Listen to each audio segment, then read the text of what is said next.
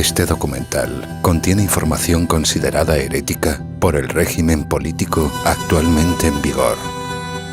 No se trata de un contenido doctrinal o ideológico.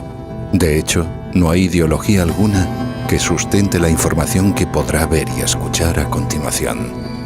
Pero, sin embargo, la explicación y exposición de las cuestiones que se abordarán están prohibidas y censuradas por el poder actualmente establecido en España y en toda Europa.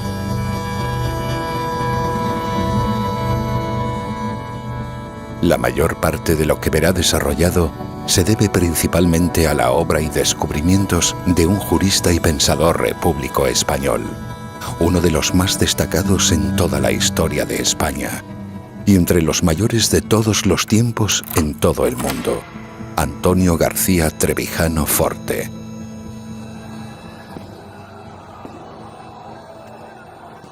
Principal líder de la oposición a la dictadura del general Franco y condenado al ostracismo por el estado de partidos actual. Durante la dictadura fue ordenado a asesinar en 2 ocasiones en sendos consejos de ministros, un hecho insólito y sin precedentes en la historia política moderna.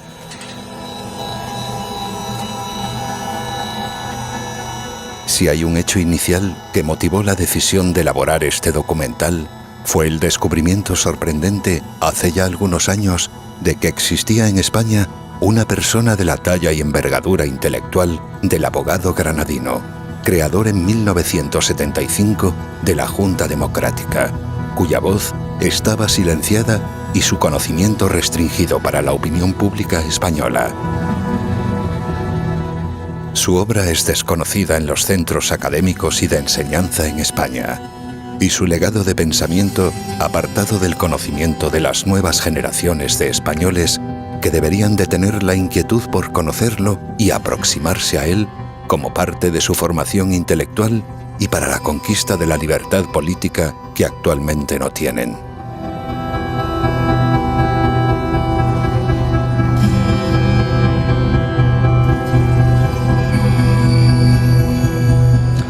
Bueno, yo creo que las encuestas son encuestas y son siempre trabajos interesantes. Hay un dato de máxima participación. Y sobre todo, animo a que todos y todas vayan a votar. Pero en este momento solo queremos insistir en el llamamiento a la participación. Que decidan con libertad, ojalá la participación. Si había creído hasta ahora que en España había democracia, que había libertad política, en los próximos minutos descubrirá que estaba equivocado. Descubrirá la existencia de la gran mentira que sustenta esa creencia.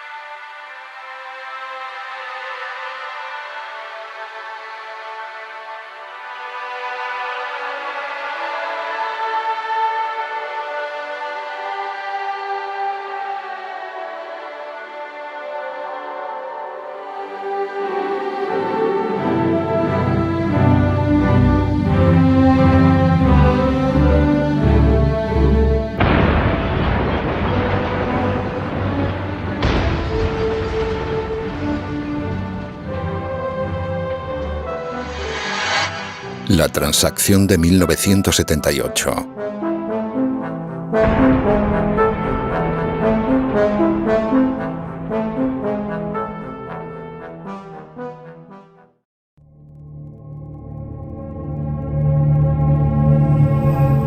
Que existía una gran inquietud por el porvenir político en los años previos a la muerte del dictador militar es algo incuestionable e indudable, incluso para los historiadores más afines al poder establecido en España.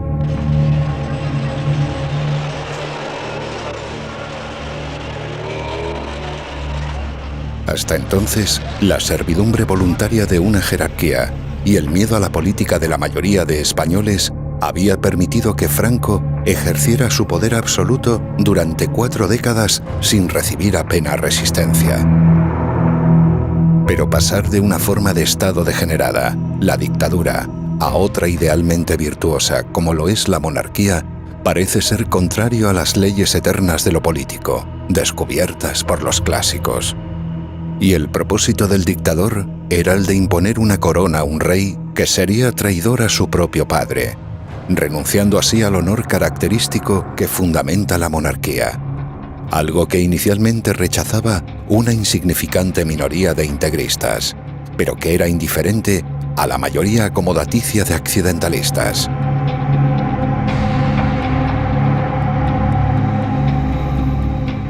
Esta intranquilidad e inquietud afectaba no únicamente a los más cercanos y privilegiados por el jefe del Estado, sino también a todos los principales actores en la reducida oposición clandestina, la que logró sobrevivir a la represión y los fusilamientos.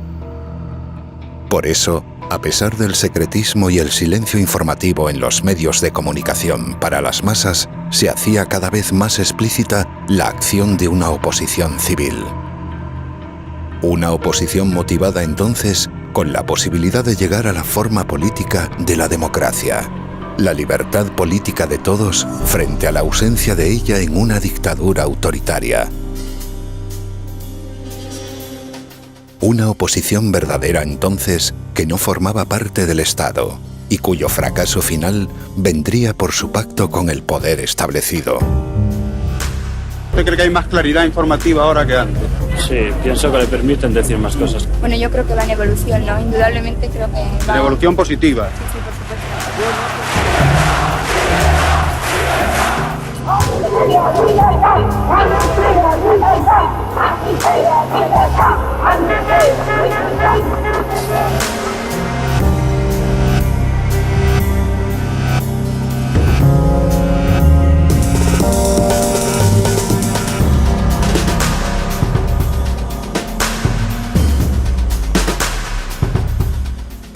Esa situación de desconcierto, que ofrecía una esperanza de futuro con libertad política, origina una gran preocupación en los mayores beneficiarios del ejercicio del poder, la élite franquista.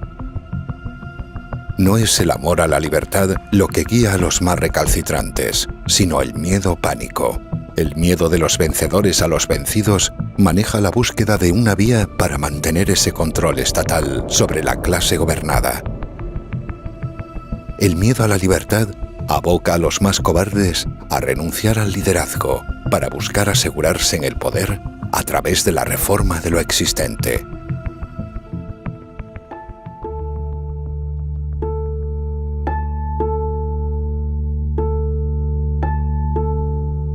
La cobardía es la madre de la crueldad, antiguo proverbio árabe citado por Miquel Montaigne en su obra, capítulo 17 del libro segundo de ensayos. Algo que evidencia esa cobardía es la popularización entre la opinión pública de la expresión como no podía ser de otra manera. Un concepto que comienza a manejarse con frecuencia y que perdura en el uso colectivo en nuestros días. A pesar de que en el terreno político de las decisiones esto siempre es falso, sirve para confortar al que no tuvo el valor suficiente para haber hecho lo que se podía y se debía hacer.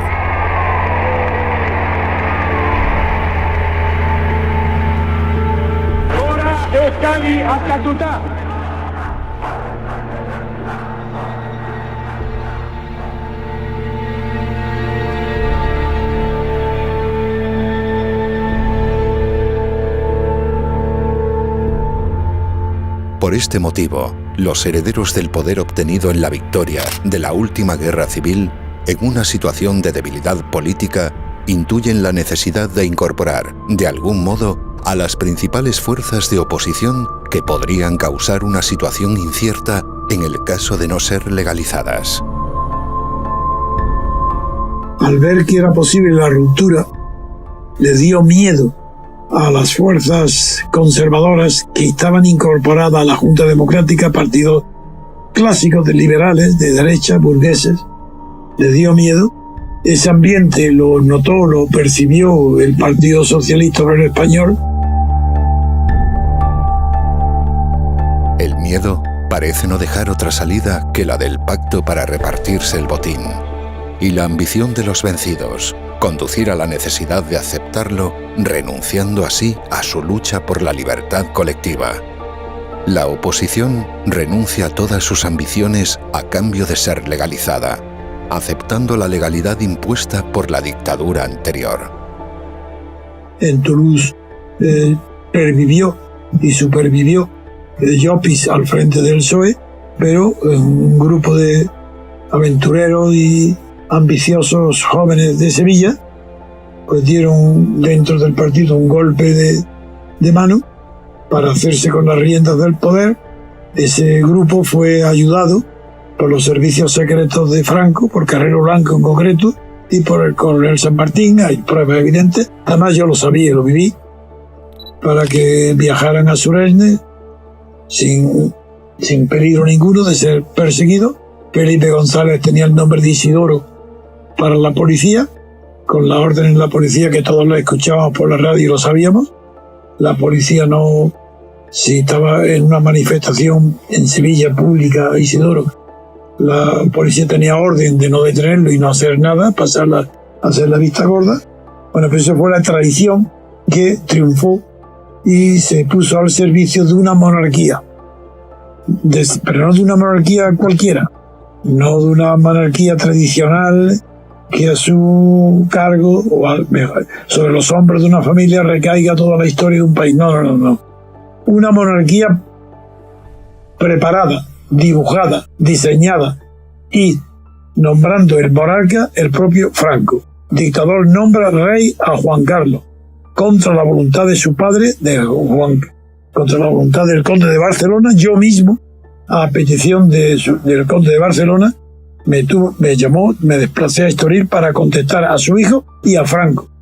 Y me pidió que escribiera los borradores, que escribí a los dos, y a su hijo, en concreto el padre le dijo que no podía consentir que aceptara una monarquía sin honor, que es lo que podía único que hacer un dictador. Esta es la verdad.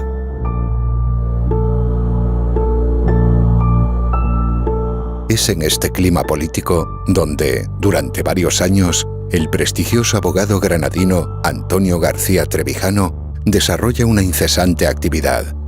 Su propósito es el de agrupar y coordinar toda la acción contraria a la dictadura en una unidad de oposición dirigida por él y que sería conocida como la Plata Junta. Acciones que se van desarrollando en su mayor parte de forma clandestina, pero que persiguen el concurso, más o menos consciente, de diversas formaciones políticas, algo que debía culminar en un periodo de libertad constituyente en España que finalmente instituyese la separación de los poderes.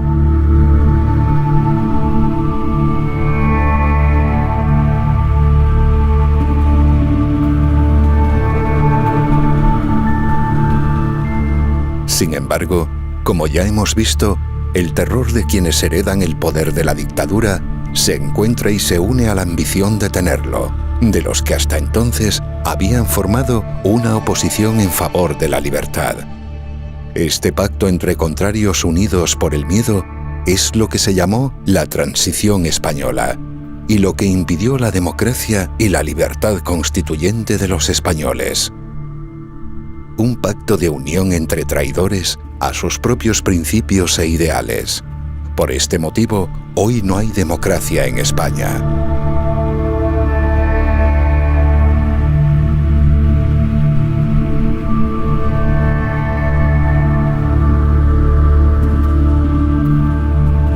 Lo que fue llamado la Transición Española en 1978 fue realmente una transacción. Un pacto para mantener la unidad de poder con la misma división de funciones de la dictadura. Un pacto de reparto del botín y de las empresas públicas. Un pacto que funda una oligarquía de partidos y que impide la democracia.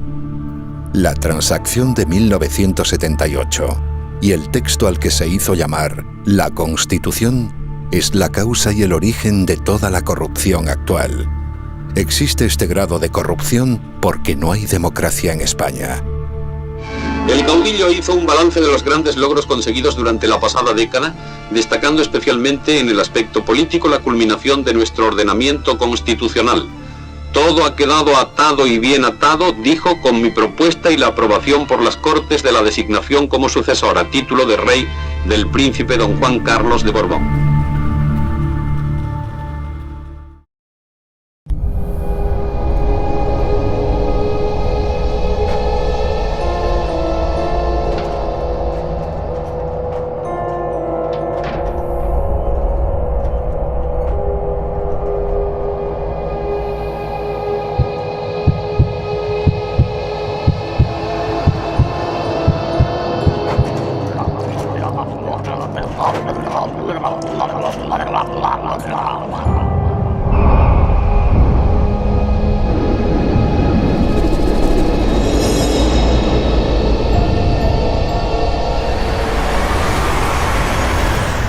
El consenso político.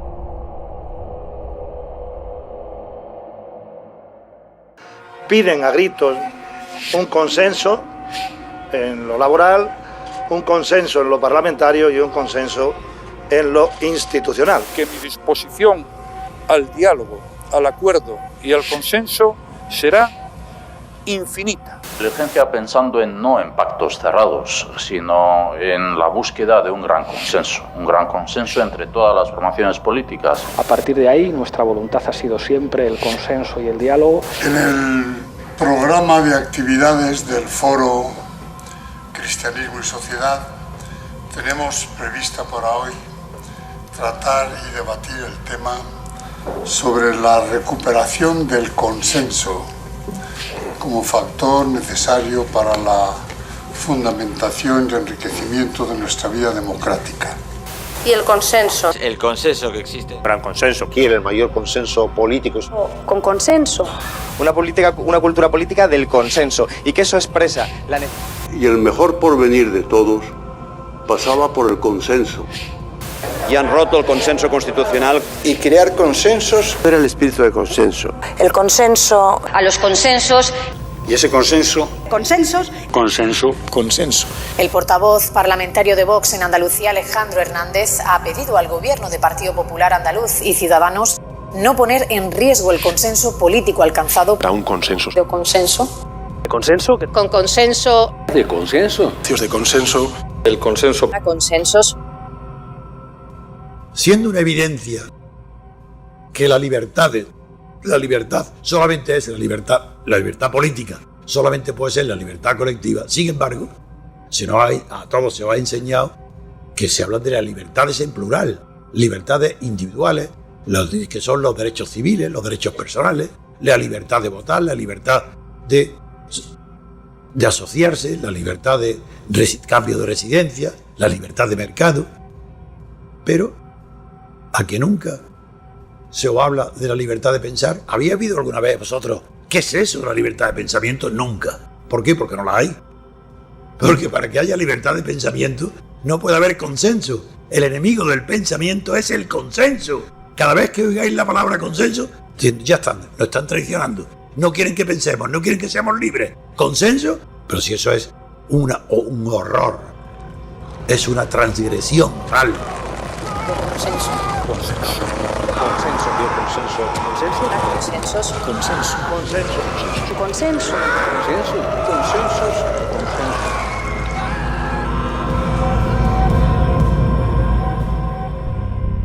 Hoy, la mayoría de las personas, por haber escuchado infinidad de veces repetido el término consenso, han dejado de observarlo con la extrañeza y los reparos pertinentes hacia una palabra que jamás se había aplicado a la política.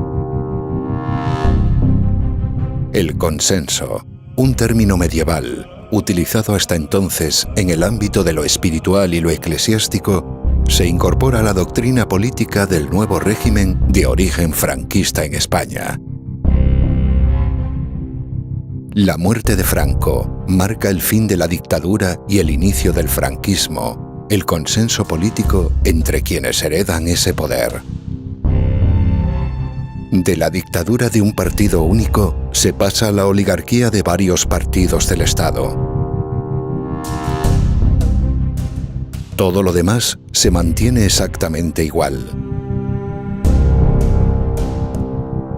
El gobierno que existe en España en el año 2020 obtiene su legitimidad de Franco, de su victoria en la guerra civil, y se ejerce lo mismo que en la dictadura de forma vertical y autoritaria, sin libertad política para la sociedad civil gobernada.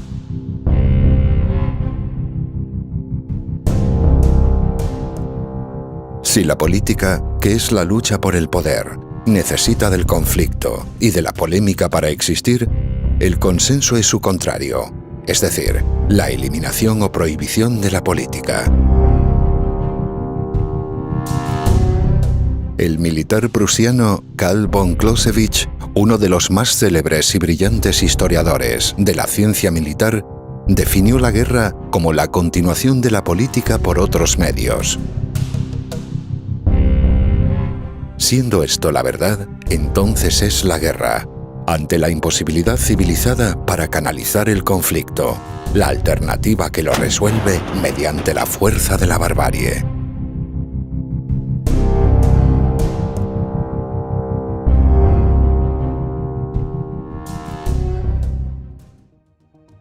Si la política existe únicamente cuando hay un sistema político de libertades que la permite, la guerra es el fracaso de los regímenes que la impiden. Hoy, a pesar de que las apariencias y la opinión publicada simulen lo contrario, la política no existe como tal en España. No hay lucha por el poder, sino únicamente por la fama y el dinero dentro del Estado en el poder soberano instituido. Es el consenso lo que impide la existencia de la política. No hay política porque no hay libertad. No hay pensamiento porque hay consenso. Y hay consenso porque hay una oligarquía en el poder del Estado. El consenso político indica, como fenómeno característico, la existencia de una oligarquía en el Estado. Hay consenso precisamente porque no hay democracia. Donde hay democracia, no hay nunca consenso, porque es la mayoría la que decide en unas elecciones.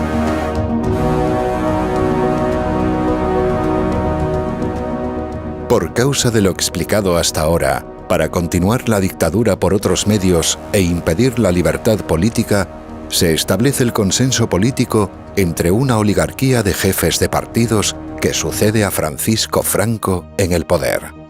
Un pacto para repartirse el poder autoritario del Estado, que impide la lucha política en España. La sustituye con prácticas burocráticas, administrativas y comerciales, e impone un sentir único de traición y vergüenza a toda la sociedad civil. Ese poder quedará garantizado mediante un sistema proporcional de listas que proporciona poder absoluto y sin control de nada a quienes las hacen. Una oligarquía política dentro del Estado, una única unidad de poder establecido, con la misma división de funciones legislativa y judicial anteriores, donde será la corrupción personal, institucional y sistemática el único medio que permita la estabilidad.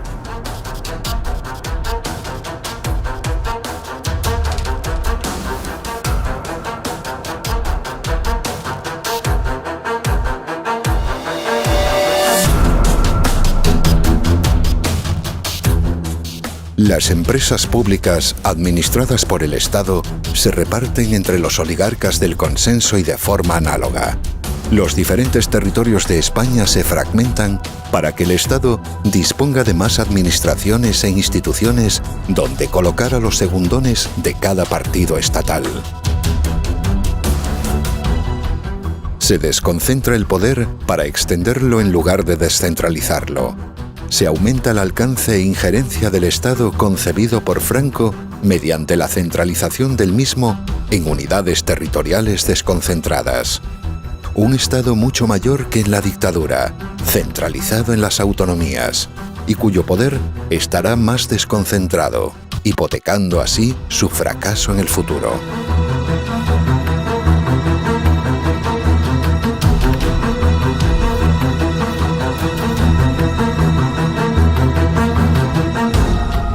La monstruosidad del consenso supone la muerte moral, el suicidio de la sociedad española. La corrupción se hace factor de gobierno, un factor imprescindible para gobernar y para que pueda haber estabilidad del régimen.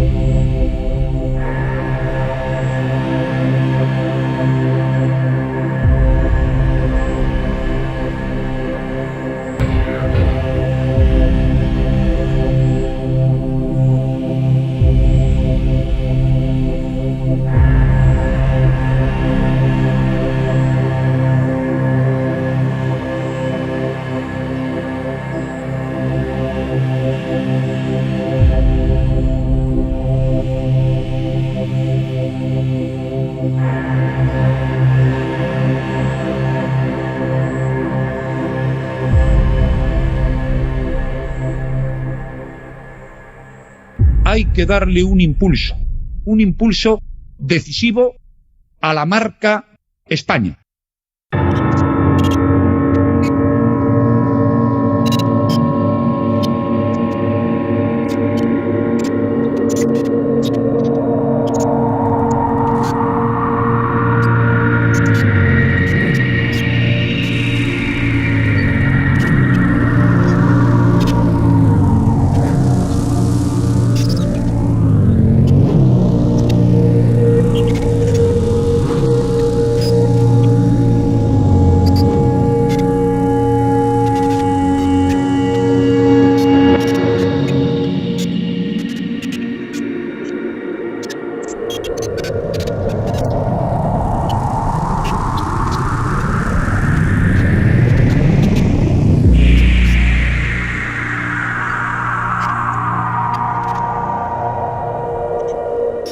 La política de las apariencias.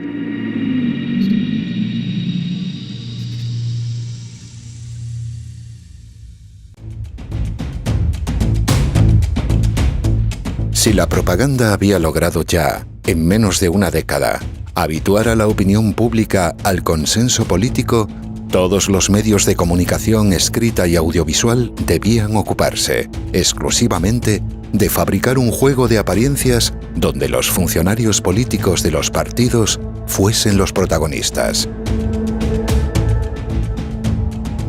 Si ya no existe ninguna lucha por el poder, porque el consenso de una oligarquía la impide, entonces es necesario convertir a la sociedad civil en espectadora de un espectáculo, donde parece que la hay.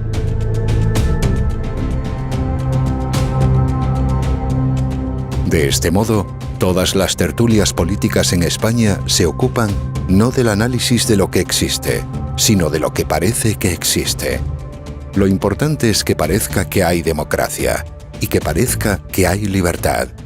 Lo que únicamente son derechos otorgados, facultades concedidas desde el poder, se hace aparecer como si fuese la libertad política. Las pequeñas libertades concebidas en plural llevan a renunciar, finalmente, a la autenticidad de la libertad con mayúscula, la fundamental, la libertad política colectiva.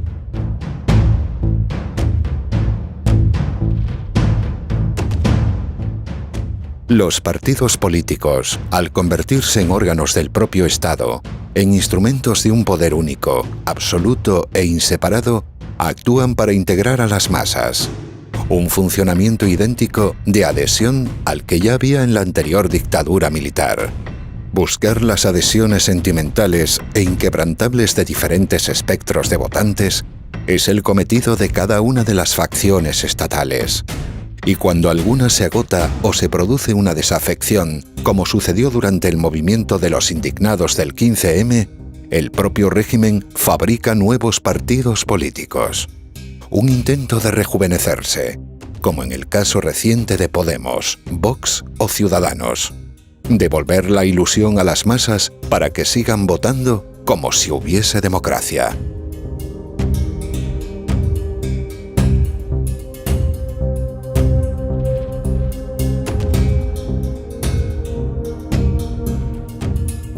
La integración de las masas en el Estado es un concepto heredado de la filosofía idealista alemana que sustenta el fascismo.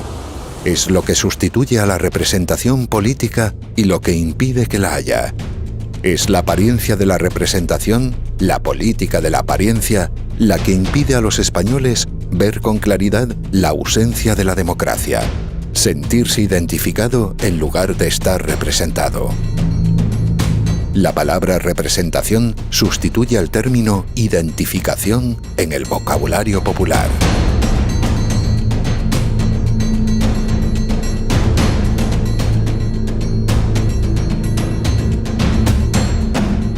Al estar prohibida la elección de representantes de forma uninominal y directa, se necesita constantemente de un afecto sentimental hacia organismos del propio Estado. Organismos que tratan de diferenciarse con su estética y mensajes para captar votantes que ratifiquen lo que desde el poder se les oferta. No hay democracia, pero la política de las apariencias produce símbolos y logotipos que facilitan una participación simbólica de los votantes. Parece que los votantes eligen, parece que hay elecciones, y esto mantiene la ficción y un engaño siempre vigente. Se explica al votante que apoya unas ideas, para que así olvide que no elige a las personas y que no hay democracia como forma de gobierno. Con la democracia, hay que decirlo claramente. La democracia española es la democracia. Y con la democracia. De democracia con mayúsculas. La democracia. La democracia. Eso sí, todos tenemos un instrumento para solucionar esto, que es la democracia. A la democracia. La libertad y la democracia. Amb democràcia. O la democracia española. La democracia. Que la democràcia. De la democracia. España es una democracia admirable. Pasar de la dictadura a la democracia. El problema, lo que pasa es que yo creo que nos conviene que haya tensión. La verdad es que conviene muchísimo. Yo voy a empezar a partir de este fin de semana a dramatizar un poco. Pero nos conviene muchísimo. No, la gente... Bueno... La realidad es que lo importante son las personas, no las ideas. Las personas son responsables, las ideas no. En España parece que hay democracia, pero hay un estado de partidos. Parece que hay libertad política, pero hay únicamente unos derechos otorgados. Parece que hay política, pero lo que hay es reparto del dinero.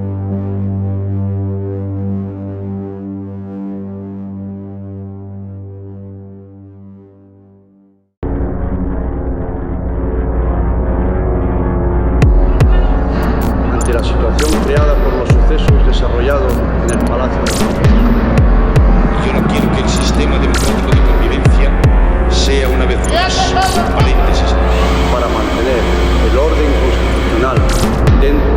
legalidad vigente.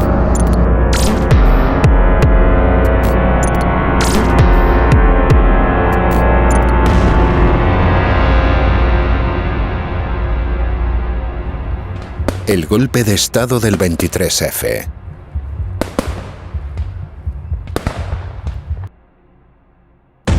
El 23 de febrero de 1981 tiene lugar un golpe de Estado aparentemente frustrado por el rey y cuya manifestación pública se realiza en el Congreso de los Diputados de los partidos. Lo que la gran mayoría de españoles desconocen es que ese golpe tiene su inicio días antes y que sirve para destituir al entonces presidente Adolfo Suárez. El autor del mismo es el rey, Juan Carlos de Borbón.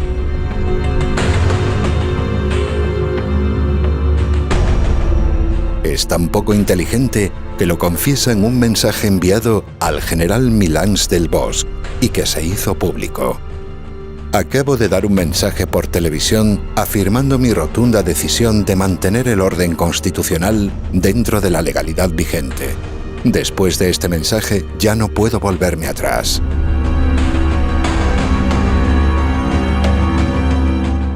Ningún jefe de partido, ningún diputado, ningún periodista de ningún medio o ninguna persona en España realizó la pregunta pertinente tras esta extraña frase. Si ya no podía volverse atrás, significa que, antes del mensaje, sí que podía hacerlo. Esta información y la exposición de este hecho ya fue realizada públicamente en el año 1995 a través de las páginas del diario El Mundo. La única persona en toda España que reparó en esta cuestión y que se atrevió a denunciarla públicamente fue Antonio García Trevijano. Su relato fue posteriormente confirmado por Sabino Fernández Campo, secretario de la Casa Real en aquellos momentos. El artículo publicado el 27 de noviembre de ese año dejó la constancia e hizo evidente este hecho que ya forma parte de la historia de nuestra nación. Tampoco preguntó nadie acerca de lo dicho por Adolfo Suárez en su discurso público de dimisión, donde lo evidenciaba muy claramente. Pero como frecuentemente ocurre en la historia, la continuidad de una obra exige un cambio de personas. Y yo no quiero que el sistema democrático de convivencia sea una vez más un paréntesis en la historia de España. Un paréntesis en la historia de España. Un paréntesis en la historia de España. ¿Por qué nadie se preguntó por la dictadura que amenazaba a Suárez? Si no quería ser un paréntesis, ¿dimitía porque ya había participado en una dictadura, la de Franco, y no quería participar en otra? Lo que estuvo planeado y finalmente no pudo llevarse a cabo fue la creación de un gobierno de concentración. Un nuevo gobierno que estaría presidido por el general Alfonso Armada, en el que participaban miembros del Partido Socialista, del Partido Comunista y, naturalmente, de Alianza Popular, los herederos directos de Franco. Antonio Tejero, un simple peón de toda la operación, por desconocerla, la hace fracasar. Según explicó él mismo, una de las principales causas fue la de enterarse de que en el nuevo gobierno iban a participar comunistas.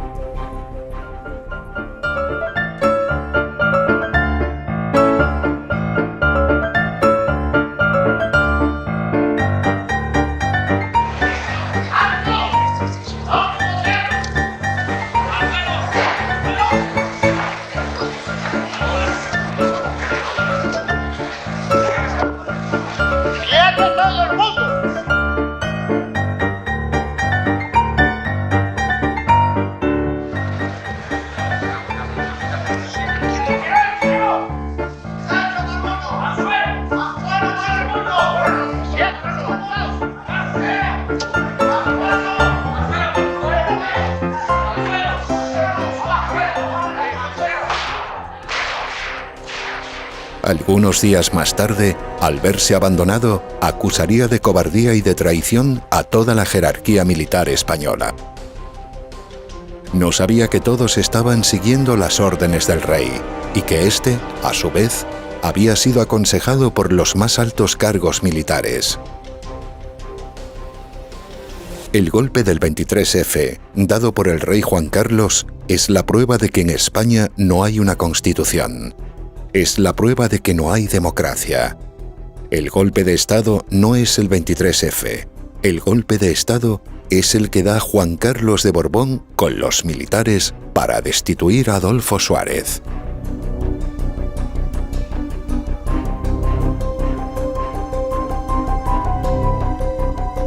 Juan Carlos de Borbón, cómplice de los militares, es la evidencia clara de una acción que hubiese sido anticonstitucional si en España hubiese habido una constitución.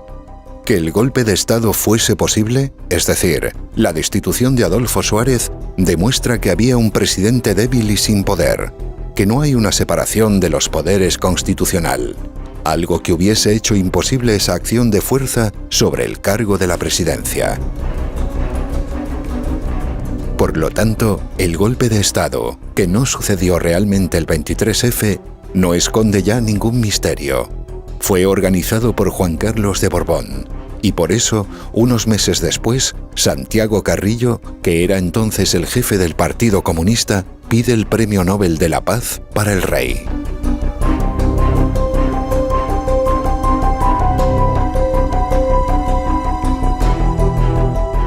Hoy, como resulta evidente, todos los partidos políticos lo siguen silenciando, y se oculta este hecho en la historia de España. Una prueba más de que en España no hay democracia.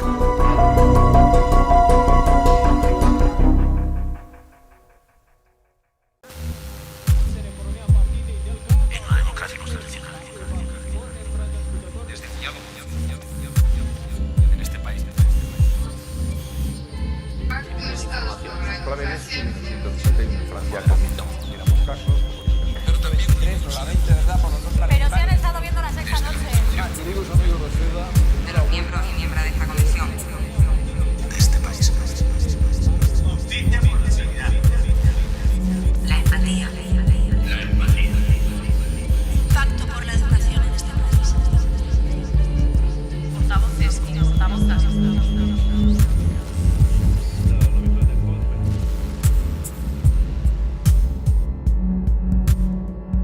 La deformación del idioma.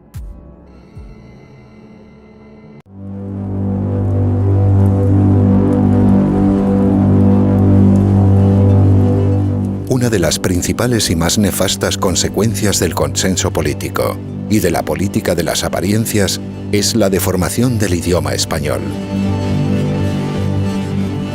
Por muy sorprendente que pueda parecer, para que se sostenga la mentira pública y la corrupción política sea normalizada, es necesario que las personas dejen de poder pensar de forma normal y acorde a la realidad. Esto se logra mediante la incorporación de palabras y expresiones que deforman el pensamiento, impidiendo así la libertad para ejercerlo. Algo que resulta en el hecho observado y observable de que, en general, las personas cada vez se expresan peor. Sus frases son cada vez más difíciles de comprender para todos los demás. Y de ese modo priman únicamente unas manifestaciones sentimentales a las que hacen llamar la inteligencia emocional.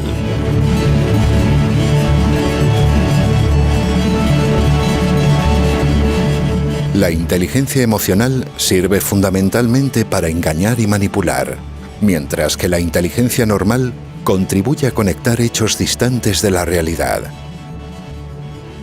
Es por esto que si las palabras dejan de señalar hechos objetivos de la realidad, lo que hace sustantivo al idioma, lo que es universalmente observado por todos los hablantes, se hace imposible el pensamiento humano natural, y las personas tienden a fantasear a través de sus emociones siempre cambiantes.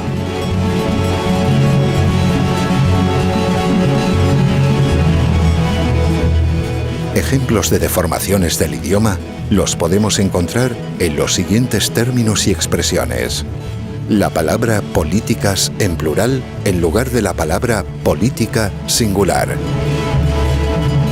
La palabra política ya expresa una síntesis y una pluralidad, una práctica humana que es única como concepto y diversa en su forma de expresarse. Al utilizarse incorrectamente este término en plural, parece que existe una diversidad cuando lo único que hay son diferentes medidas administrativas de una única política estatal.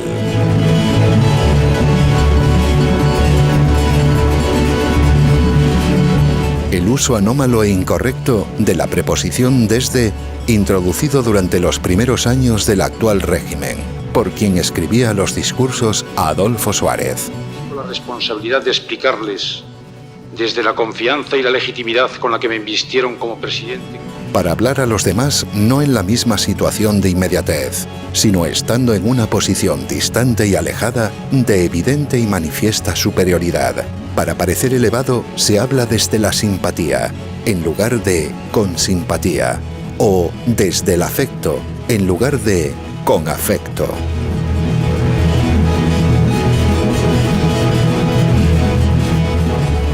La confusión constante del término tolerancia, y que sustituye, hace desaparecer y desplaza al de respeto. Se tolera lo que se domina y se respeta lo que se teme.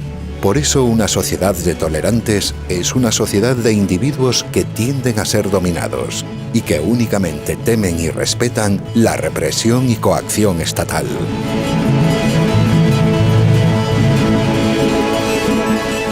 La expresión este país, y que se utiliza de forma compulsiva para evitar decir España o la nación española. La nación que es España se trata de eliminar del pensamiento para que el término nación tenga implicaciones tribales y regionales propias de los hombres primitivos y las civilizaciones incipientes.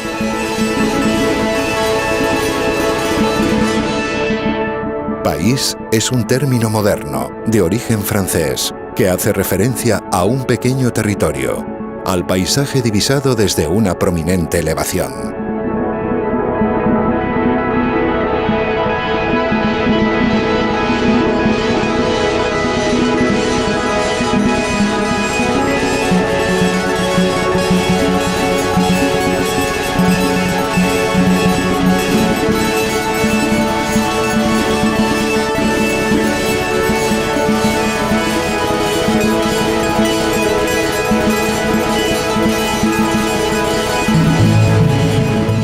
Educación pública en lugar de enseñanza pública, lo cual hace que se vea como algo normal. Expresiones aberrantes y monstruosas como pacto de Estado por la educación. Si el Estado educa, lo hará necesariamente para el vasallaje, sustituyendo así esa ocupación que naturalmente corresponde a la familia y al entorno social cercano e inmediato. El Estado únicamente debe instruir, y los profesores y los maestros enseñar, es decir, señalar.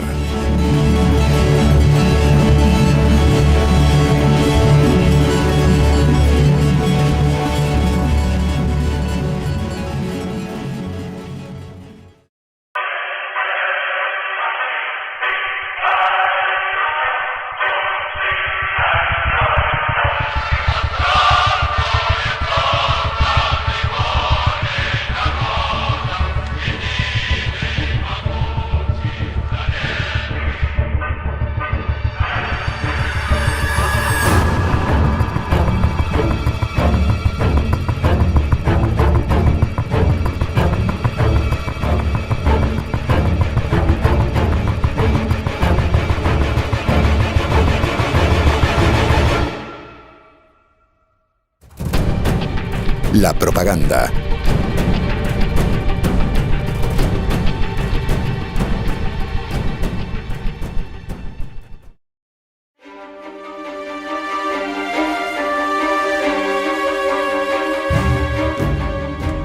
En el arte de la propaganda política, uno de los máximos exponentes y pioneros tras la Revolución Francesa fue Joseph Goebbels, ministro de Ilustración Pública durante la dictadura nacionalsocialista en Alemania. Este, a su vez, observa los principios expuestos por Adolf Hitler en el capítulo dedicado a la propaganda de guerra, en su libro Mein Kampf. Así, su populista premisa es la de convertir todo mensaje político en algo que vaya dirigido a los sentimientos o emociones, y no a la razón o la inteligencia.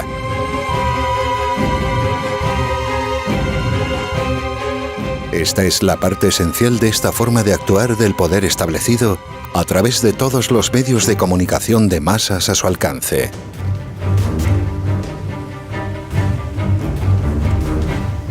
Es muy frecuente y habitual observar cómo, a través de las modernas redes sociales en Internet, incluso las personas que comprenden que no hay democracia en España y que conocen el carácter totalitario y autoritario subyacente en un estado de partidos, caen continuamente en la difusión de las noticias y vídeos que llevan a una decepción sentimental.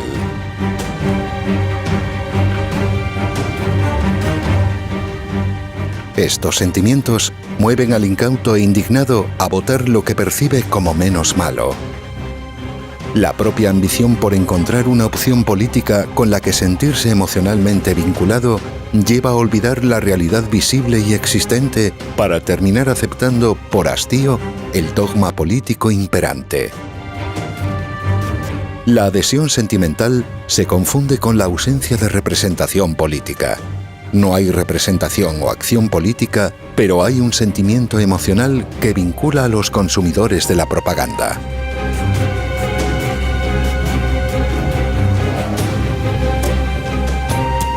Actuar mediante la imitación de lo que se observa en los medios de comunicación, en las tertulias y a los personajes autorizados por el régimen de partidos es lo que lleva a que la opinión publicada se convierta inmediatamente en opinión pública.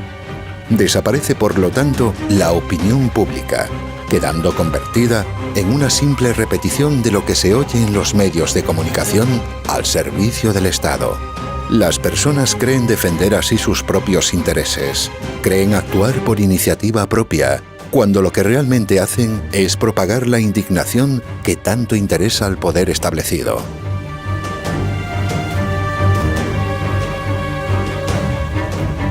Mientras reine la indignación entre la sociedad civil, es prácticamente imposible una acción de verdadera oposición al poder único estatal en manos de los partidos políticos, porque quien se indigna es únicamente aquel que desconoce las causas de algo y se molesta por los efectos que percibe.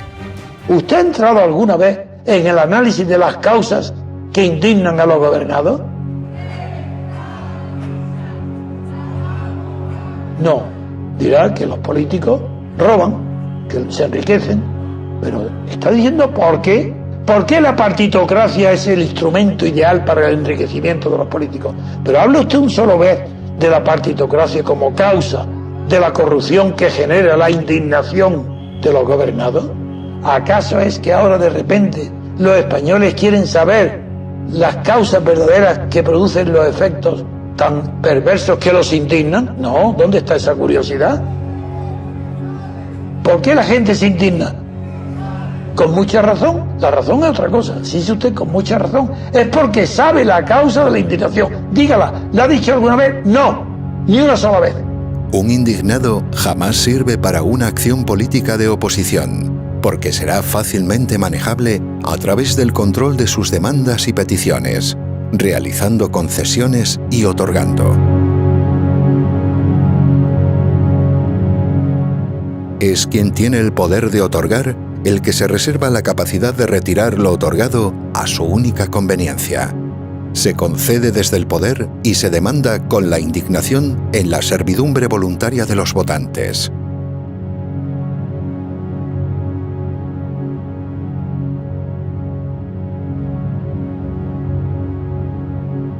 No hay nada que sea más útil y sirva mejor al sostenimiento del poder que un permanente estado de indignación entre la opinión pública.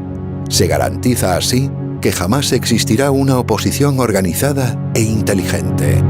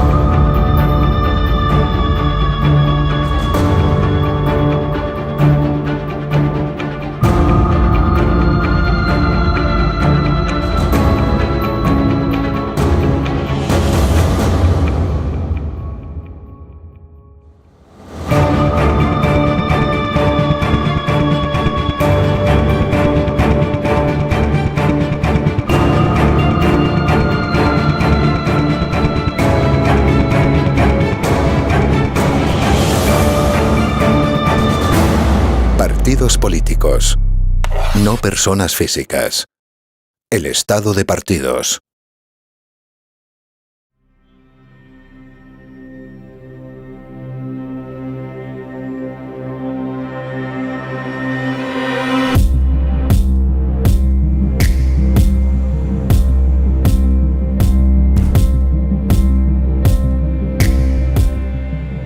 El nacimiento de una nueva forma de gobierno que se conoce como Estado de partidos y el sistema proporcional de la República de Weimar encuentra en Gerald Leibhold, jurisconsulto alemán que fue presidente del Tribunal de Bonn, uno de sus máximos exponentes y defensores.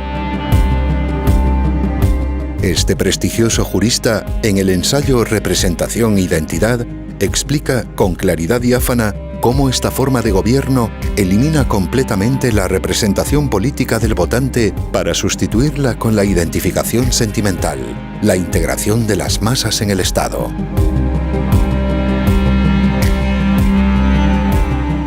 La integración de las masas, la identificación de los gobernados con los gobernantes y la consecución de un Estado total, un Estado legislador, es algo que forma parte de la doctrina europea del fascismo y constituye su mayor logro histórico en todo el continente. Estas tesis vencedoras son las que se incorporan finalmente a la socialdemocracia perdedora después de la Segunda Guerra Mundial. Es lo que sustenta los estados de partidos o partidocracias actuales, primero en Alemania e Italia y después en España, siendo imitado por la clase dirigente tras la muerte del general Franco. Los textos fundamentales de Alemania o de Italia, que no son verdaderas constituciones, por carecer de separación de los poderes, son copiados de forma defectuosa por los artífices de la Carta otorgada de 1978 en España. Un texto redactado secretamente tras la muerte del dictador, jurídicamente impracticable o inaplicable, técnicamente deficiente, pero que sirve, sin embargo, al establecimiento de una oligarquía dentro del Estado.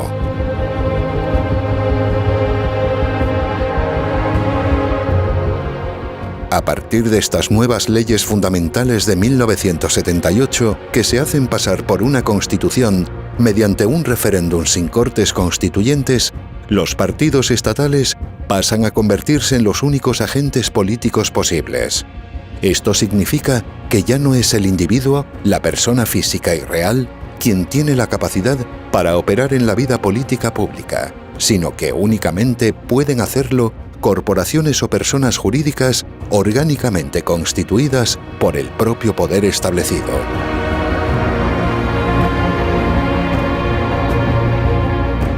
La abstracción corporativa y convocación empresarial sustituye al individuo, y así se impide que pueda haber política. Los individuos votan las ideas facilitadas por unas ficciones jurídicas, y de ese modo se impide que puedan elegir a personas reales y físicas. Usted necesita ver claro. Guías electorales Avance. 12 títulos con información imparcial y objetiva. Adquiera su ejemplar cada miércoles en kioscos y librerías. Guías electorales Avance. Libros que ayudan a votar. Personas jurídicas, los partidos, sometidos por la ley de hierro de sus respectivos jefes y cúpulas que mediante una eficiente estructura vertical los dominan. Este es uno de los aspectos que resultan más difíciles de asimilar para la mayoría de las personas que escuchan estas explicaciones por primera vez, y lo que impide ver la sustancial diferencia entre la democracia entendida exclusivamente como sistema político formal y el régimen de poder de un Estado de partidos.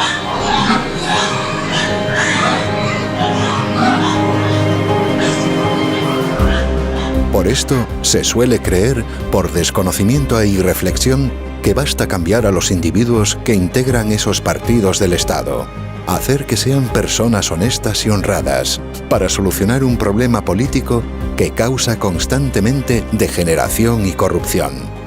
Quienes lo piensan o explican desconocen que no existe un sistema político, porque lo que hay en su lugar es un régimen de poder, vertical y autoritario, como sucede igualmente en una dictadura.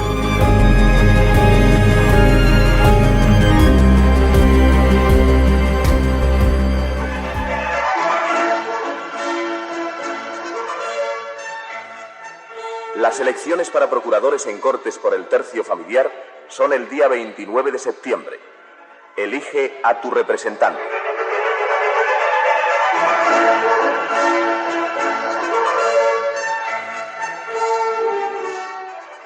No olvides votar si eres cabeza de familia. Vota a tu paisano Adolfo Suárez.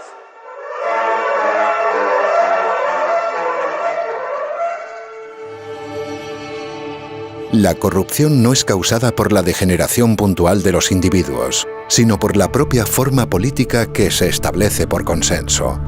La corrupción es institucional, sin que pueda existir un control al no haber separación entre el legislativo y el ejecutivo, entre los legisladores y el gobierno. Si no hay separación de los poderes, únicamente la corrupción moral de todos los pactos políticos entre partidos sostiene al Estado. La corrupción moral y económica se hace factor de gobierno. En España, en el actual régimen, es obligatorio corromperse y estar moralmente corrompido para poder gobernar. Por eso no es posible que las leyes solucionen la corrupción. Realmente es algo imposible de solucionar de ese modo, ya que al no existir la representación y la política ejercida por individuos, por personas físicas y reales, cualquier problema se convierte en estructural e institucional. La corrupción se instituye como factor de gobierno en un estado de partidos.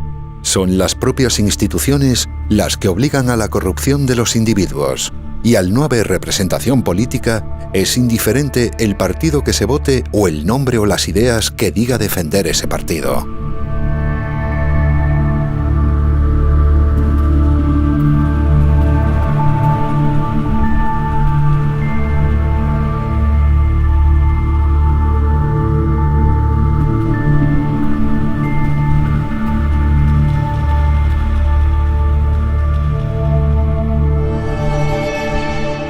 En España hay una partidocracia, porque el poder lo tienen los partidos políticos y más concretamente las cúpulas de esos partidos, y no lo tiene por lo tanto el cuerpo de votantes, desposeídos de su condición de electores. Hay votaciones a partidos, pero no existen elecciones representativas. No hay una elección de representantes. Se vota a órganos estatales, pero no se elige jamás a gobernantes. Bueno, vamos a ver. Esto es fácil. Son 2 votaciones, para el Congreso y para el Senado. La papeleta para elegir a los diputados del Congreso, que es la blanca, en su sobre blanco. Esta es la que yo elijo. Aquí no tengo que escribir nada. Yo creo que para explicar las razones de la división quizá hay que partir de una premisa esencial. Y es que hay muchísimos españoles que creen que en las elecciones generales eligen ellos directamente al presidente del gobierno.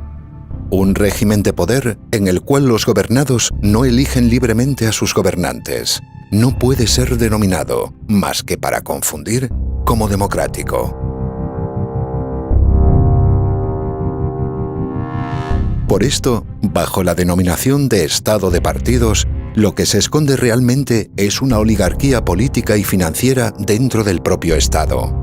Una oligarquía de jefes de partidos que se reparten el poder mediante un sistema proporcional de cuotas, obtenido de la ratificación de sus listas en las urnas.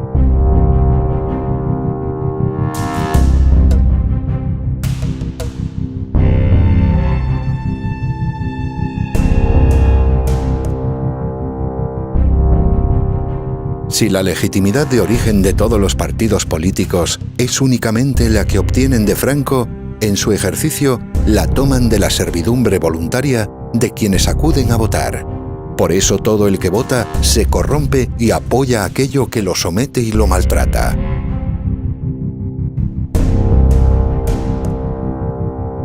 En un estado de partidos no existe una lucha por el poder de los individuos, puesto que todos los partidos ya están en el poder, ya son parte orgánica del Estado que los financia y los mantiene. Existe la ficción de un enfrentamiento entre entidades ficticias, partidos estatales.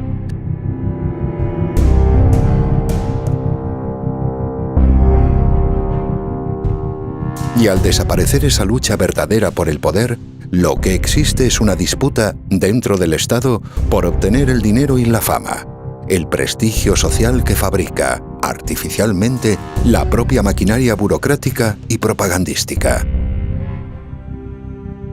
Para que desaparezca la política realizada por las personas individuales, se hace necesaria una identificación sentimental, la de los gobernados con los organismos creados por el poder establecido.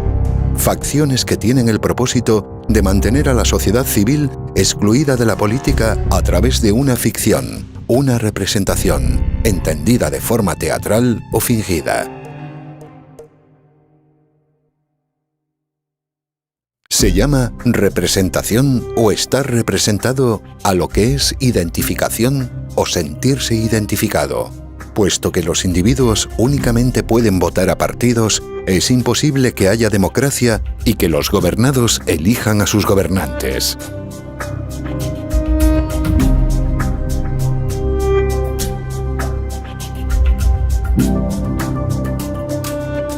Si recordamos lo explicado anteriormente en el capítulo de la propaganda al respecto de la importancia de la ficción sentimental, veremos ahora cómo el populismo y la demagogia son la consecuencia lógica en la degeneración de la partidocracia. El estado de partidos o partidocracia no es una degeneración de la democracia, es una forma de gobierno distinta, con distintos mecanismos y cuya principal característica es la corrupción.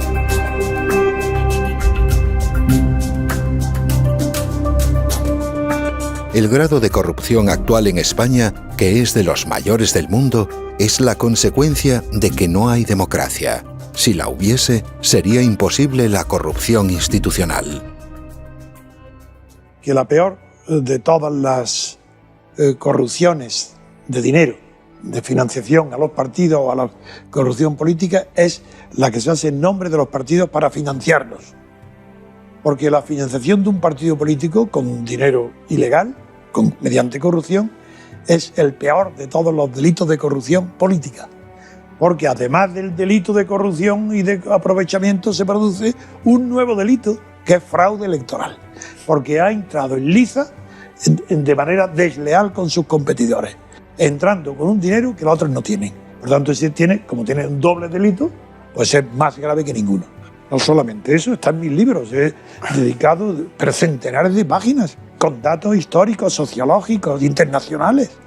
Es decir, la corrupción en el estado de partidos es sistémica. No se puede gobernar sin corrupción. La corrupción en España es un factor de gobierno. Si no hubiera corrupción, España no se podía haber gobernado.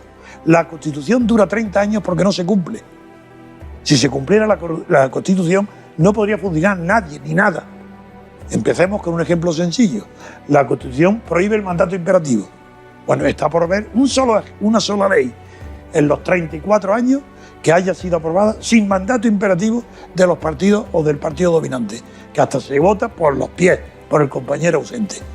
Es decir, eso, según el derecho, esas leyes son absolutamente nulas, radicalmente nulas, no anulables, que es distinto, sino nulas de pleno derecho, porque han sido evidentemente dictadas bajo la orden imperativa del jefe o el aparato del partido. Y los diputados no tienen libertad de conciencia ninguno, y lo reconocen. Te lo pongo como ejemplo, es que no hay un solo párrafo de la Constitución que se cumpla. ¿A quién representan los políticos? A los partidos. ¿A quién representa el Parlamento? A los partidos. ¿A quién se representan los partidos? A ellos mismos. Pero el elector no está representado. La sociedad civil no está representada. El gobernado no está representado. Primer requisito, falta. En cambio, en Inglaterra, que tampoco es democracia, pero es un régimen parlamentario liberal, sí se cumple el requisito representativo. En Francia, que es casi una democracia, sí se cumple el sistema representativo. En Italia y en España, 0. No es que sea un poco aproximado, 0 sobre 0. no representa al elector en absoluto.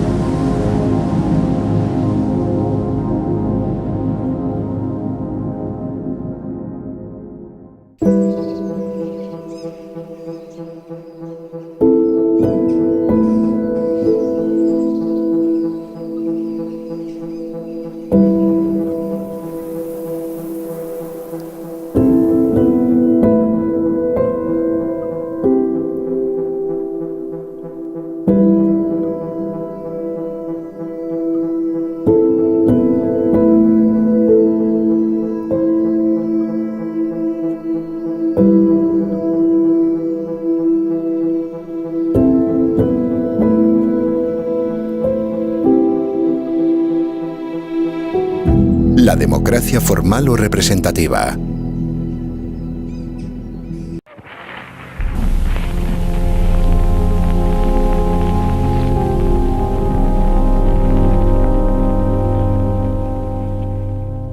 La historia y los grandes pensadores de la política han demostrado ya suficientemente cómo este término tan manido, tan presente en las conversaciones sobre las circunstancias políticas, únicamente puede considerarse y estudiarse de dos maneras: mediante su observación social y material, o bien según una aproximación exclusivamente política y formal.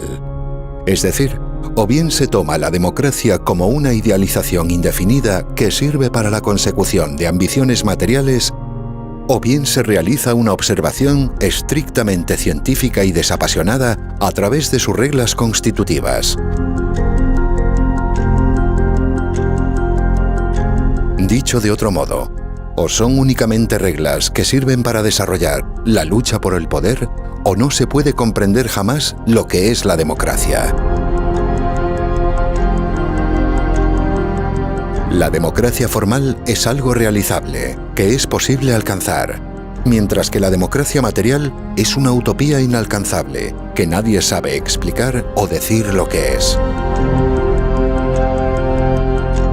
Esto último es lo que constituye lo que el filósofo español Gustavo Bueno llamó fundamentalismo democrático, la utopía de la palabra democracia entendida a través de la igualdad material y de condiciones. En su consideración formal, la democracia es un concepto claro y nada ambiguo que permite la libertad política a través de la representación, la libre elección de individuos representantes de otros en cuyo nombre actúan. Esta libertad política queda asegurada además mediante la radical separación, en su origen, de los poderes legislativo y ejecutivo, de forma que las ambiciones de unos estén permanentemente enfrentadas a las de los otros. De este modo, ese control mutuo enemistado de forma irreconciliable hace que se puedan preservar la virtud de la esfera pública. Que las oportunidades políticas sean iguales para cualquier opción planteada por quienes integran una sociedad. Por eso no es concebible la prohibición de unas ideas o de unos partidos políticos, cualesquiera que sean, cuando hay democracia. Por la sencilla razón de que, cuando la hay, las acciones políticas y la responsabilidad recaen exclusivamente en cada individuo. Se pueden juzgar hechos jurídicos, pero no las ideas o los ideales de los individuos. Cuando hay democracia, las oportunidades para todas las ideas son las mismas, idénticas, porque hay libertad política de todos.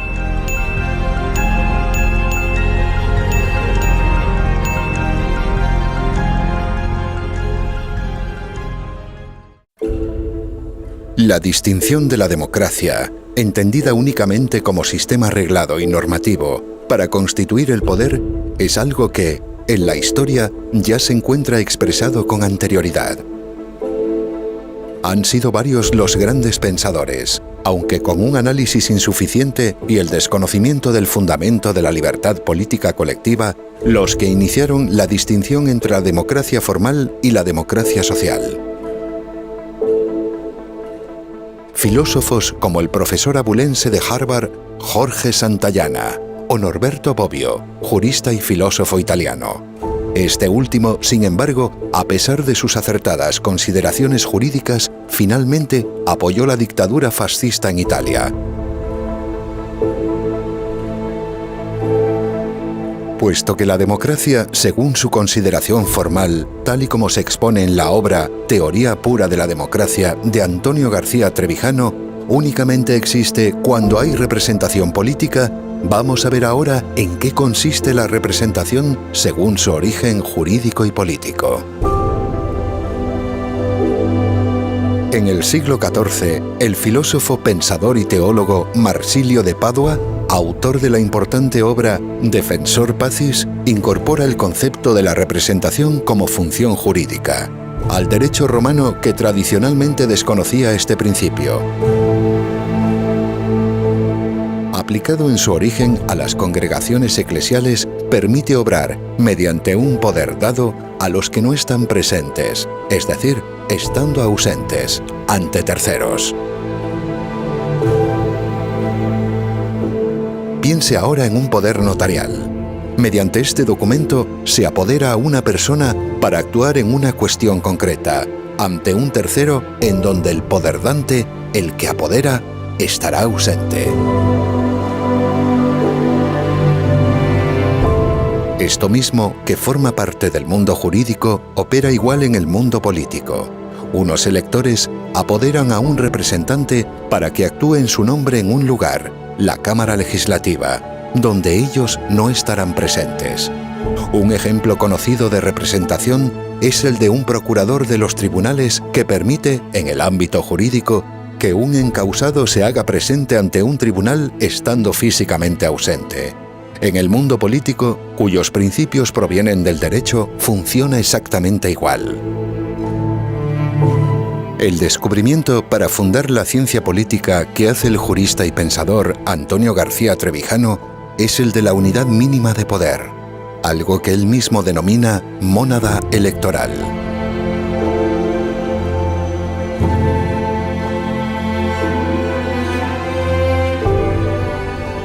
Se traduce en la práctica como el pequeño distrito donde sus habitantes eligen a su representante de entre sus convecinos.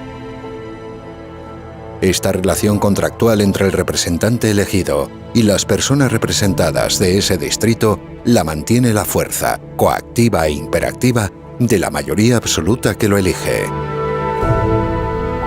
Si tomamos una pequeña comunidad vecinal de aproximadamente 100.000 habitantes, podremos comprender fácilmente que en ella podrán existir diversos candidatos en competencia.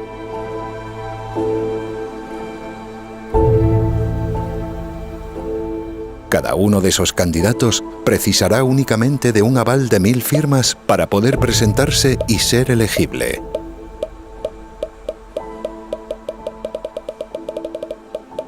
Y una vez presentadas esas candidaturas, y durante un breve periodo electoral, cada uno de ellos podrá exponer públicamente sus propuestas, ofrecidas gratuitamente a través de los medios de comunicación locales y los diversos espacios públicos con los que se cuente. Después, los habitantes de ese distrito vecinal votarán en unas urnas, introduciendo el nombre y los 2 apellidos por el candidato de su preferencia.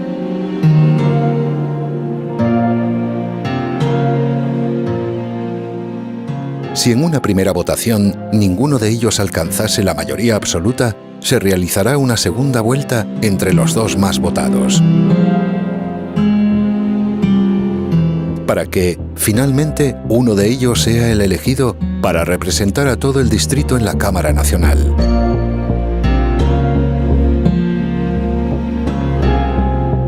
Observe que estos votantes no están votando a un partido político o una lista, estarán eligiendo a una persona individual.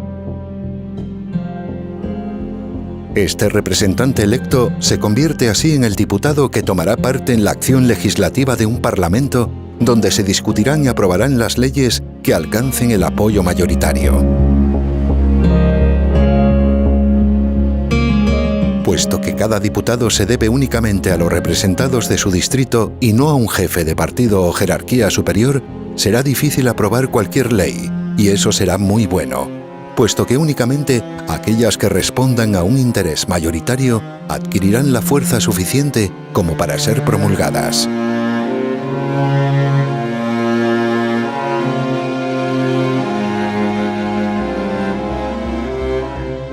Es importante saber que la política, si se considera científicamente, es únicamente la observación de la lucha por el poder, es decir, una relación no económica, sino exclusivamente de la fuerza. Y es esa fuerza la que mantiene a cada uno de los distintos representantes. Cada distrito financia y mantiene a su representante y su oficina para evitar que sirva u obedezca a intereses ajenos a los de quienes le pagan y mantienen. De este modo, cada uno de los diputados dispondrá de un despacho en su distrito, donde semanalmente atenderá las peticiones, quejas o demandas que cualquier vecino quiera exponerle.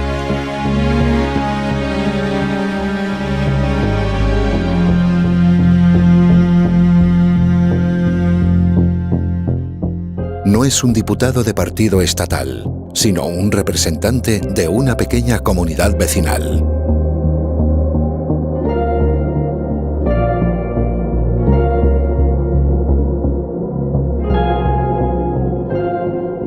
Para que, además de la representación política que hoy no existe en España y que acabamos de explicar, haya también un control del poder para evitar que se pueda convertir en algo tiránico y arbitrario en contra de la propia sociedad gobernada, debe existir además una radical separación en su origen entre los poderes. Esto se consigue mediante una elección separada en elecciones distintas, unas para el poder legislativo, que corresponde a la nación a través de los representantes de los distritos, y otras para el poder ejecutivo del gobierno, que corresponde al Estado.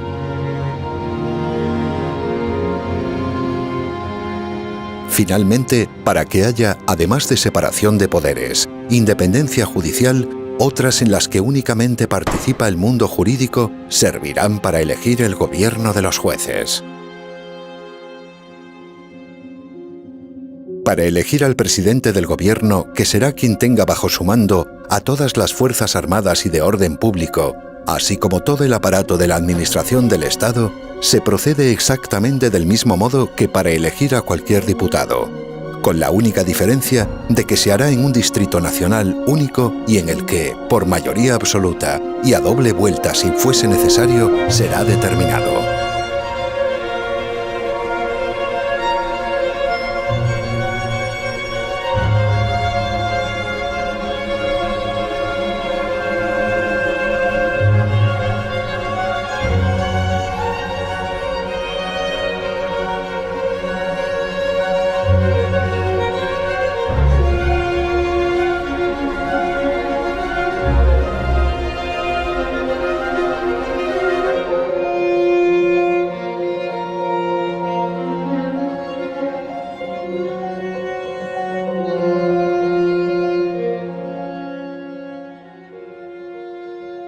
La figura de este presidente no será, sin embargo, la de un representante. No puede representar al Estado en el interior de España, donde está siempre presente, sino que verá limitada su representación hacia el exterior de nuestras fronteras. El gobierno, al ser del Estado y no de la nación, como se suele decir equivocadamente, ejerce su representación en la acción política exterior. Siendo la personificación jurídica de la nación española, su acción internacional requiere de esa figura de dirección encarnada por el cargo del presidente. Finalmente, y para completar la exposición de lo que es la democracia como reglas constitutivas de un sistema político, cabe destacar también otra de las grandes aportaciones para la ciencia política creada por el jurista Antonio García Trevijano y que hace desaparecer por obsoleto el concepto de soberanía.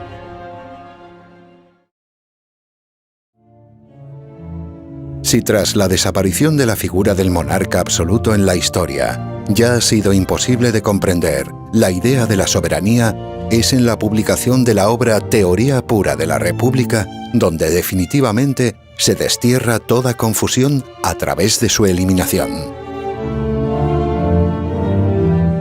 La fórmula es tan elegante y simple como bella por su sencillez. Basta que cualquiera de los dos poderes políticos quiera disolver al otro para que lo haga, a condición únicamente de que al hacerlo se disuelva también él mismo.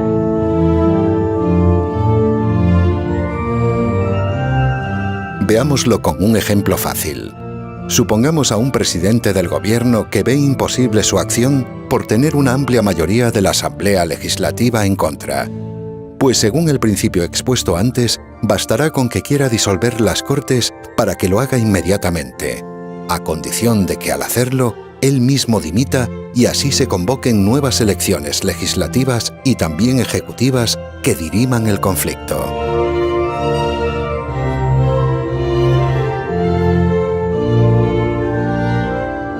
¿Qué sucede si es al contrario? Si una mayoría de diputados quiere destituir al presidente por cualquier motivo. Pues exactamente lo mismo. Podrán hacerlo en cualquier momento, siempre que después sean convocadas nuevas elecciones legislativas y presidenciales.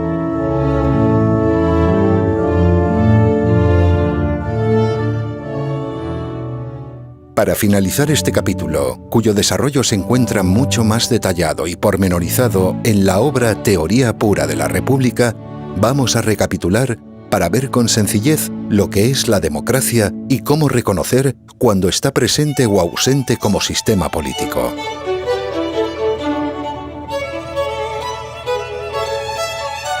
Debe existir representación del elector, es decir, la elección libre, uninominal y directa de cada uno de los representantes en pequeños distritos, cuyo mandato es imperativo y irrevocable por los propios electores. Debe existir un control y limitación al poder a través de su separación radical en origen, unas elecciones para un cuerpo legislativo y otras distintas donde entre todos los electores se elige por mayoría absoluta a la persona que ocupará el cargo de presidente del gobierno del Estado.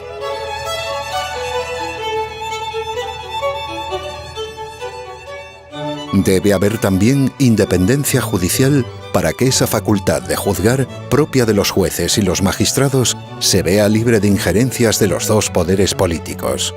Esto es posible mediante la eliminación del Ministerio de Justicia con un órgano de gobierno independiente en su presupuesto y contando con una policía judicial propia y subordinada únicamente a ese cuerpo jurisdiccional. El presidente de ese órgano de la justicia con unidad jurisdiccional es elegido por todos los que lo integran, es decir, abogados, procuradores, jueces, magistrados, secretarios judiciales, catedráticos de Derecho, etc.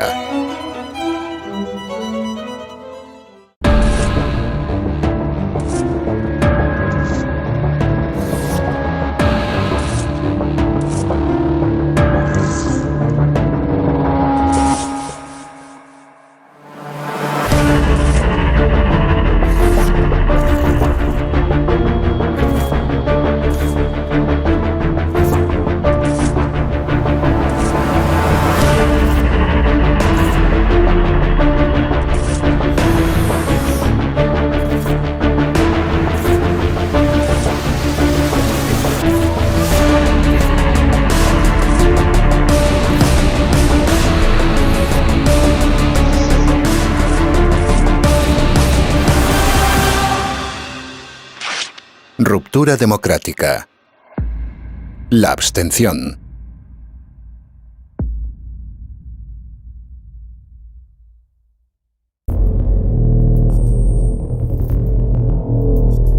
Una vez se ha comprendido y comprobado que la forma de gobierno existente en España no es la democracia porque no cumple ninguno de los requisitos formales para recibir esa denominación, lo más lógico debe ser buscar el modo y la forma de que la haya, de conquistar la libertad política que actualmente no hay.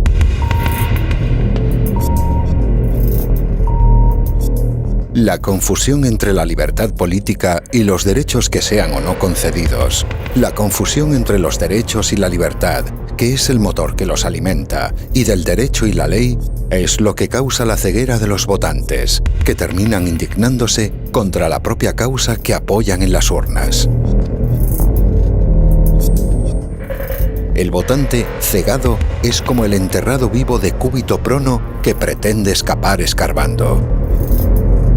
Apoyar lo que ahora existe, una oligarquía de partidos estatales, implica la oposición a que pueda haber algún día democracia. Por eso me gustaría aprovechar este momento para pedir a los ciudadanos que vengan a votar. Que la gente vaya a votar con mucha decisión porque nos jugamos mucho. Y sobre todo pues que haya mucha participación. Para que España tenga un lugar importante, hay que votar hoy. Implica una gran participación. Yo le pido a los españoles que vayan a votar en masa, que participemos y hagamos un récord histórico de participación. Pero en este momento solo queremos insistir en el llamamiento a la participación. Así que votad, cabrones. Votad lo que queráis, pero no os quedéis en casa. Por lo tanto, todas las personas que acuden a votar a partidos que no eligen absolutamente nada porque se limitan a ratificar lo elegido por otros, lo hacen para apoyar lo que ya hay y que no es ni remotamente similar a una democracia.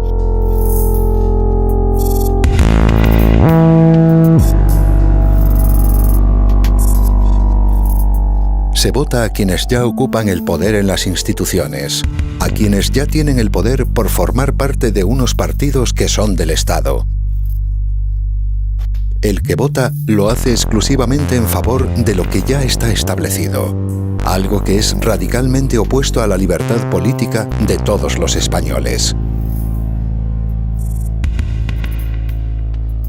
Votan hoy lo mismo que se votaba durante la dictadura militar de Franco, para legitimar lo que hay.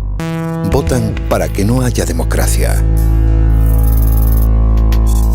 Puesto que, como es sabido y lo demuestran diversos estudios académicos, la mayor causa de corrupción moral y económica es la no separación de los poderes, es un hecho probado que, en un estado de partidos, el consenso político se sostiene únicamente gracias a ella. Susan Rose Ackerman, profesora de la Universidad de Yale, demostró en 1996 fehacientemente y de forma científica este aspecto. La corrupción caracteriza y define a la forma política de un estado de partidos. Por eso, votar en un estado de partidos a cualquier partido político es legitimar y apoyar la corrupción de todo lo público. Esto hace que todo votante actual, aunque ni siquiera sea plenamente consciente de ello, esté apoyando la corrupción. Y consecuentemente, y se aleguen los pretextos que se quieran alegar, cuanto peor sea la situación política o más grande el peligro, menos aún hay que votar. Objetivamente, y sea cual sea el interés particular de cualquier individuo en España, cuanto más se vote, será todavía peor.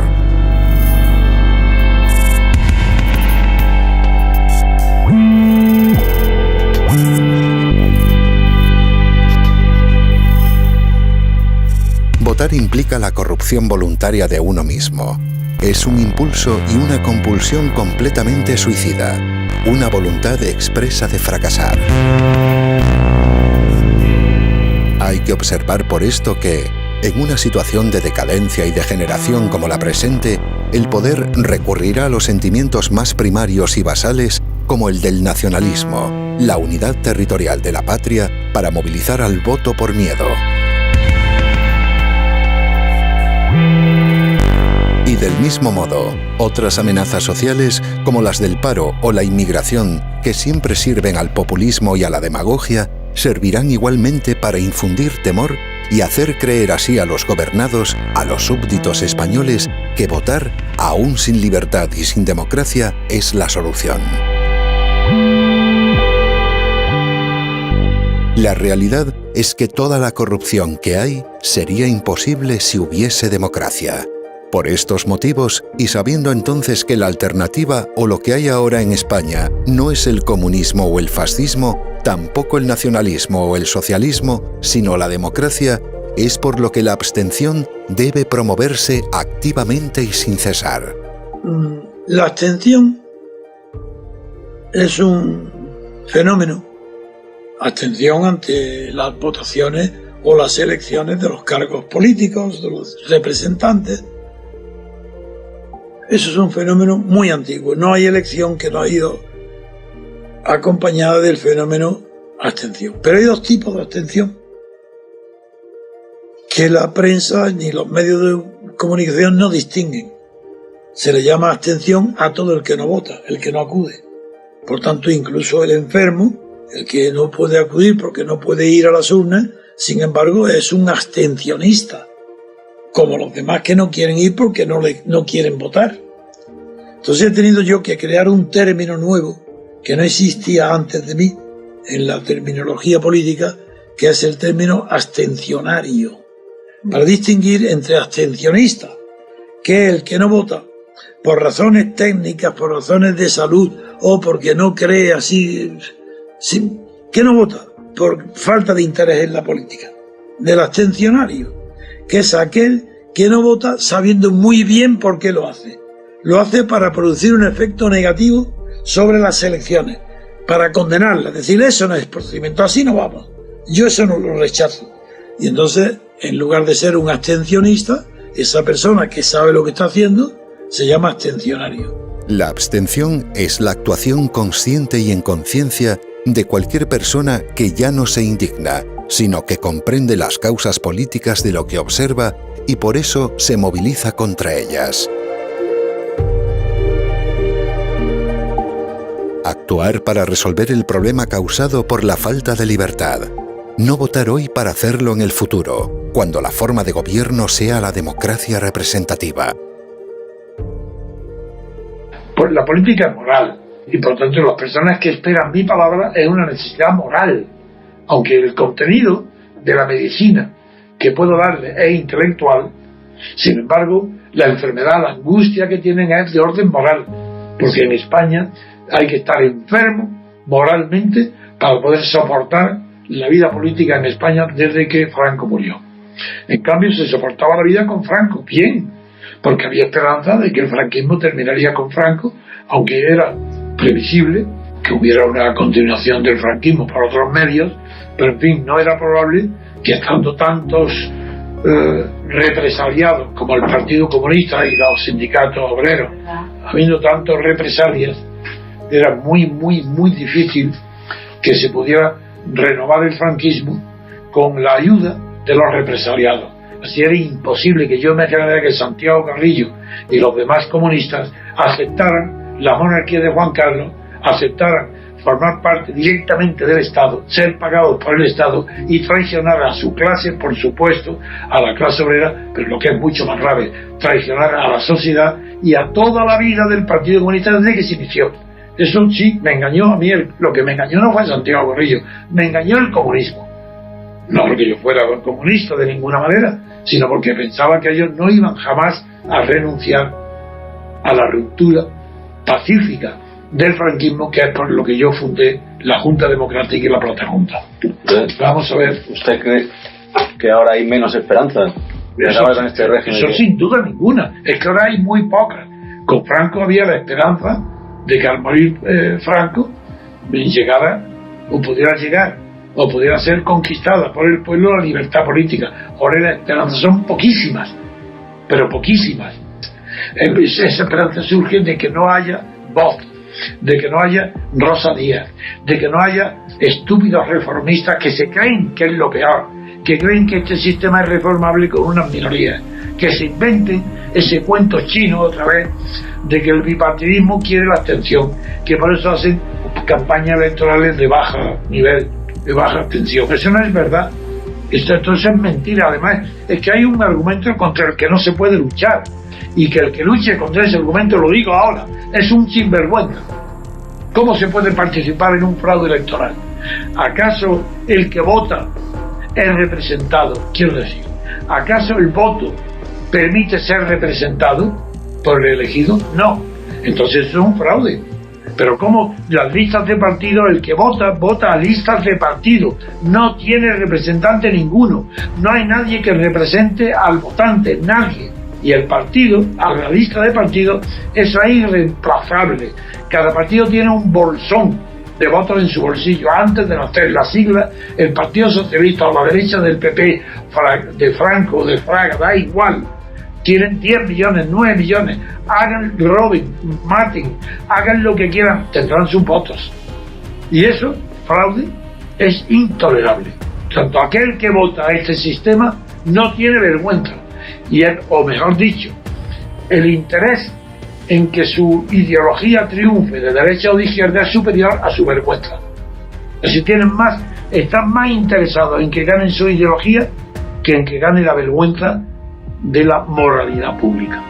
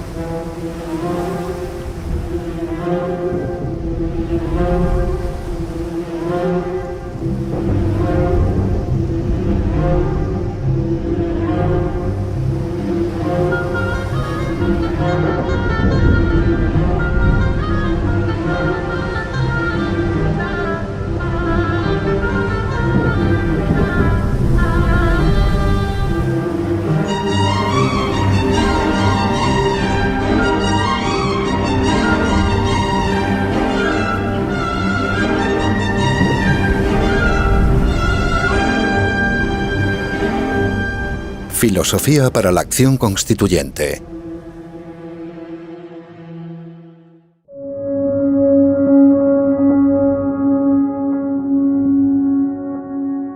Desde la Revolución Francesa, y una vez descubierto por los pueblos que el poder estatal es una concreción del espacio hurtado a la libertad, no puede haber filosofía más auténtica que la de la acción constituyente de la libertad política colectiva.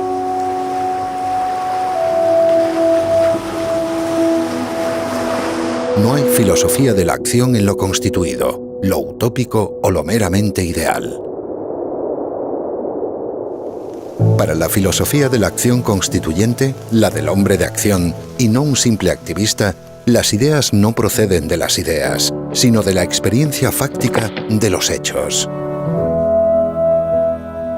Por eso, en la acción encaminada a la libertad constituyente, no se debe cometer el error de la filosofía de los ideales o de las idealidades, sino procurar su éxito en la elaboración de unas reglas políticas realistas que permitan y garanticen la libertad de todos.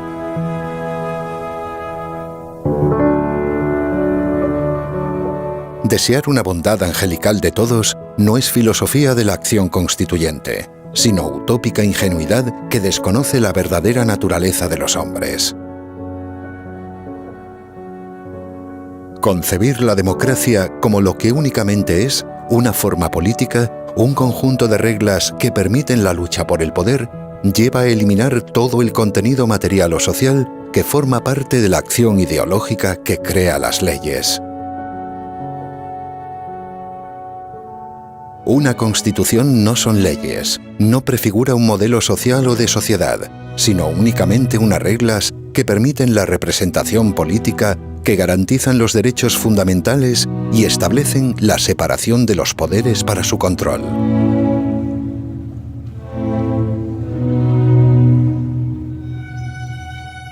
Para que después de ella pueda existir la verdadera política y sea la libertad de todos la que permita compensar los problemas sociales causados por la diferencia y la desigualdad. La democracia por sí misma no resuelve ningún pleito, problema o conflicto, sino que lo que hace es garantizar la libertad para encontrar las soluciones. No es la igualdad lo que sostiene la democracia, porque la igualdad material no existe en la naturaleza. La igualdad no es alcanzable en la realidad, pero sí la libertad. La igualdad en la libertad de cada uno, que es algo realizable, alcanzable y por lo tanto posible. Por eso, la filosofía para la acción constituyente debe ser realista en su concepción de la naturaleza humana y dirigida a la consecución de unas instituciones inteligentes que con sabiduría enfrenten unas ambiciones a otras.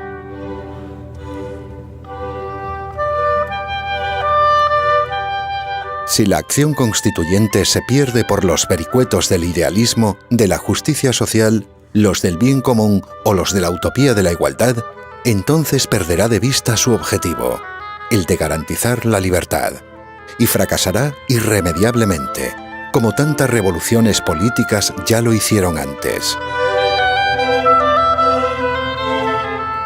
Por eso se debe desterrar la ambición de la soberanía, concepto necesariamente opuesto a la propia libertad, para que sea la libertad y no la soberanía la que constituya un sistema político.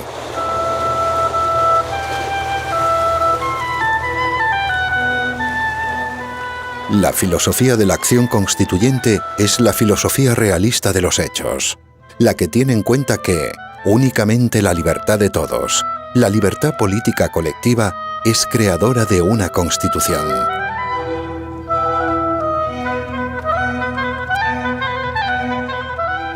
Por eso, comprender lo explicado en este documental de forma resumida implica necesariamente la práctica de la abstención activa. Implica la oposición radical a cualquier régimen político que impida la libertad fundadora del derecho y las constituciones. Y la práctica filosófica de una acción de ruptura democrática.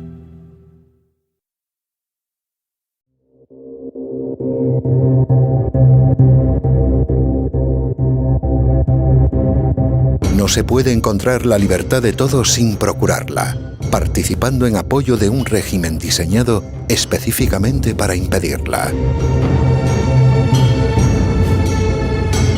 La abstención es el primer paso necesario, pero por sí solo insuficiente, para derribar a regímenes políticos que buscan su legitimidad a través de un engaño permanente en las urnas. De la mayor gesta política más fulgurante y más rápida de la democracia española. Es la democracia. La democracia. Es la democracia. De una democracia. Por eso, únicamente en los sistemas políticos verdaderamente fundados por la libertad colectiva, como el de Estados Unidos, la abstención no tiene ya ningún efecto.